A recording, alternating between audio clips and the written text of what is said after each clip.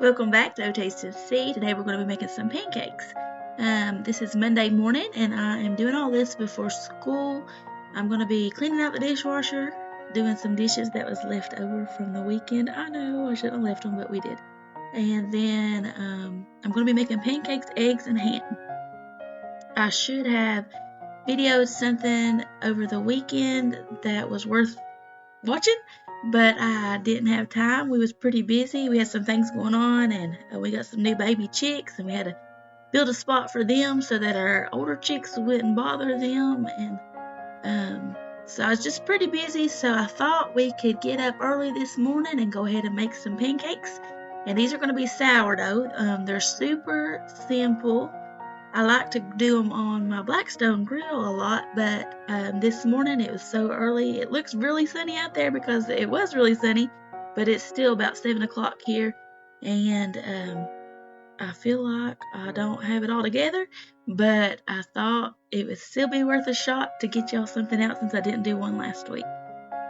I like to add all of my dry ingredients together. It just seems like if you put all your ingredients together and then you have baking powder, baking soda in that recipe, when you add that liquid to it, you're taking a chance that you're not going to get it all mixed in and well combined, or you're taking a chance of over mixing. And that is something that you don't want to do. Is you don't want to over mix your pancakes because that's what helps keep them light and fluffy. And so I like to mix all my dry ingredients, and then I will take my wet ingredients and add on top of that. So you're going to need 2 cups of all-purpose flour, 2 teaspoons of baking powder, 1 teaspoon of baking soda, 1 teaspoon of salt, and 2 tablespoons of sugar. And then you're going to mix that, and then you're going to add all of your wet ingredients. Your wet ingredients are going to be 1 cup of sourdough. It can be the discard, or it can be the active sourdough. Really, a lot of people don't understand what active sourdough is and what discard is. It's basically the same thing. It's just sourdough that's not been fed. So a lot of times in the morning times, I will just use my discard because my sourdough is not always alive and active in first thing in the morning. But it is totally fine to use active sourdough. And then you're going to need 1.5 cups of milk, 1 large egg, and 2 tablespoons of oil. And like I said earlier, you don't want to over mix because these are sourdough pancakes, obviously. And a lot of times with sourdough pancakes, I feel like they can be, I don't want to say a little more dense, but I guess they're a little heavier from the sourdough. And when you over mix them, that just kind of takes away from the fluffiness that they can be. Later on in YouTube life, I plan on probably sharing a recipe of pancakes that's not sourdough. I go back and forth a lot, and I'll make sourdough pancakes, but then I also will make the pancakes that's not sourdough. And a lot of times I'll even add like vanilla to this recipe or the other recipe. It just seems like it gives it a little bit of a different taste. I'm really bad for changing up recipes. That is something that is my downfall in the kitchen. That if I make something, a lot of times I don't do it the same again. But pancakes are pretty easy. They're pretty forgiving too. You can add an egg, take an egg away. Really, they're just forgiving. Like I said earlier, I'm not going to be going outside to grill these on my griddle, even though they're going to be delicious if I did. But I'm going to be using cast iron. That is something that I use a lot of. I use a lot of cast iron, and I think it just gives everything such a great taste and great flavor. A lot of people think that they're complicated and that they're too hard to use, but they're pretty forgiving. I think everybody, just kind of like sourdough, everybody has it in their mind that they're too hard and they don't even want to give them a try. Yeah, they take a little extra work, but that is about all I use. I only have a few pots that are not cast iron, and that's because I don't like to cook noodles or rice in them. But I'm going to even be making scrambled eggs in my cast iron, and they do stick. I must have not got my pan hot enough, but the cleanup is still easy. I took my eggs out, as you'll see in just a few minutes, and I just put a little bit of water in it, and I put it back on the stove, and I let that boil, and then all I did was wipe it out. They're super easy and super simple to use, and it just gives the food an extra punch of goodness. So this is me telling you that you need to buy some cast iron because it makes a difference in your cooking.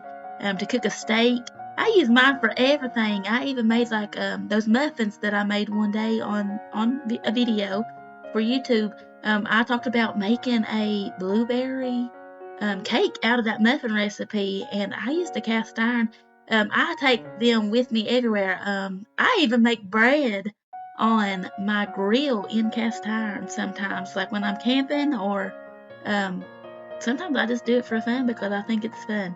I'm really a person that loves to figure out and try new things. I love to use my grill all summer long, all winter long.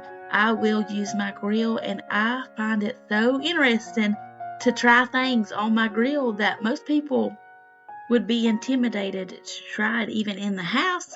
I make loaf bread on my grill in a cast iron bread pan. I make biscuits. I make cakes. I've made an upside down cake. I take it camping with me, and I would rather cook on a griddle. I have one just for camping actually, and I'd rather do that than try to cook in the camper and everything gets so hot, and I love it. So now this is your cue to go buy you a Blackstone grill. You'll love it too. I'm just kidding. Don't go in debt because you watch my YouTube channels. But anyways, let's get back to making these eggs and pancakes. And I like to make littler pancakes because, as you'll see, as I'm cooking these pancakes, I am a very impatient person, and I cannot stand to wait for a pancake to get done enough to flip. And I don't like my heat up high because then I feel like they get done too fast, but then they're still gooey in the middle. But I'm pretty impatient, and as you see here in a minute, you'll see that I'm not the best pancake flipper. But thank the Lord, my family is not a picky bunch of people, and if the shape's wrong or the size is not what it should be, they're not picky, and they love it anyways. I know it looks like I fix a lot of eggs, and you'll see a lot of pancakes, and I even deleted some of the video that I had of the pancakes because I felt like I did pancakes forever this morning because I was doing them in the cast iron instead of on the grill. But I do cook for, this morning I cooked for about 5 people, and it takes a lot of food to cook for 5 people in the morning. And as you see, there is my pan that my eggs stuck just a little bit, and I just put that on the stove just so the water could get warm, and then I'll just wipe it out, and that is really all it takes. As you see, my pancakes ain't sticking to my cast iron there. I really love cast iron. Now you got to make sure it gets seasoned properly, but other than that, best kind of cookware, and it takes some time getting used to it, but best cookware there is.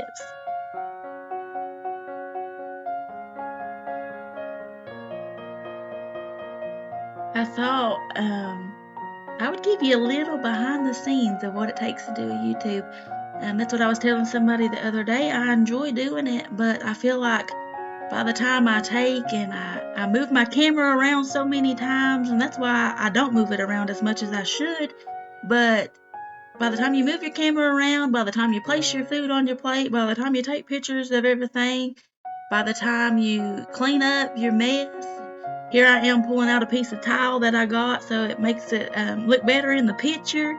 There's just a lot that goes on to YouTube, and people don't even realize that it's not just fixing a meal and, oh, let's video it, because there's a lot of behind the scenes. So I thought I would give you just a little preview of what it takes to do a YouTube channel.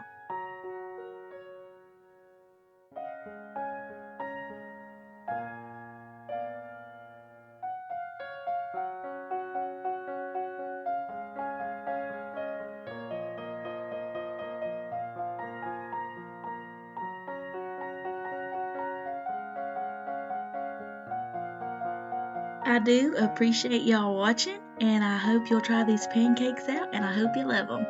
See you next week, hopefully.